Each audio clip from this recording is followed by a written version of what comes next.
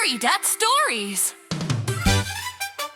Fairy Dot Stories House. అనగనగా ఒక అడవి. ఆ అడవిలో ఒక పెద్ద మర్రి చెట్టు ఉండేది. ఆ చెట్టుపై చాలా పక్షులు నివసించేవి. ఆ పక్షుల్లో ఒక కాకి కూడా ఉండేది. ఆ కాకి పేరు లఘుపతనకము. ఒకరోజు తెల్లవారుజామున ఒక వేటగాడు అడవిలోకి వచ్చాడు. అతను భూమిపై నూకలు చల్లి వాటిపై వలవేసి కొంచెం దూరంలో దాక్కున్నాడు. అదే సమయంలో కొన్ని పావురాలు ఆకాశంలో ఎగురుతూ వచ్చాయి.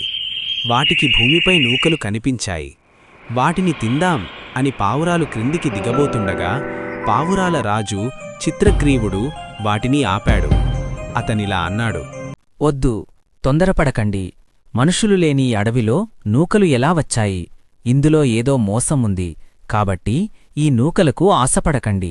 ఇదే విధంగా ఒకసారి ఒక ప్రయాణికుడు బంగారు కంకణానికి ఆశపడి పులినోటపడి ప్రాణాలు కోల్పోయాడు. ఆ కథను మీకు చెబుతాను, వినండి.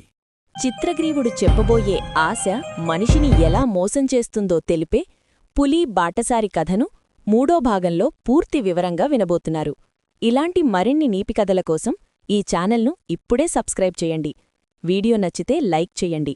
మీ స్నేహితులతో షేర్ చేయండి. మీ అభిప్రాయాన్ని కమెంట్ రూపంలో తెలియచేయండి.